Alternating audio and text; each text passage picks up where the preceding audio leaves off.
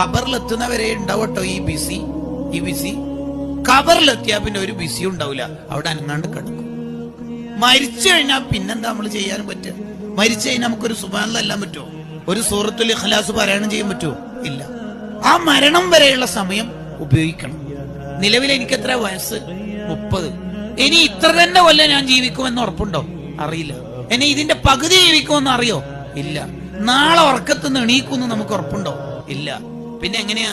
റമദാൻ വരട്ടെ, മറ്റന്നാൾ തൗബന്റെ സദസ്സുണ്ട്, അടുത്ത കൊല്ലം നന്നാവാം, അങ്ങനെയൊക്കെ നമ്മൾ ചിന്തിക്കുക. ഏതായാലും ഡിഗ്രി ഫൈനൽ ഇയർ അല്ലേ, ഈ ഇക്കൊല്ലം കൂടി അടിച്ചു പൊളിക്കാം, ഇന്നാണല്ലോ നെറ്റ് തീരുന്നത്, ഇന്ന് ഏതായാലും തിമിർത്താടാം, ലാസ്റ്റ് കൊല്ലം അല്ലേ, ലൈഫ് ഫോർ എൻജോയ് അല്ലേ. ഇങ്ങനെയൊന്നും നമ്മൾ ചിന്തിക്കാൻ പറ്റൂല. നമുക്ക് എന്ന് പറഞ്ഞാൽ ഈ നിമിഷം ഇത് മാത്രമാണ് നമുക്ക് ഉറപ്പുള്ള സമയം. ഇപ്പം നാളെ എന്ന് പറയുന്ന സമയം നമുക്ക് ഉറപ്പില്ല. ഇന്നലെ എന്നുള്ളത് കഴിഞ്ഞു. അല്യൗം യൗമുക്, ടുഡേ ഈസ് യുവർ ഡേ. ഇന്നാണ് നമ്മുടെ ദിവസം എന്ന് പറയുന്നത്.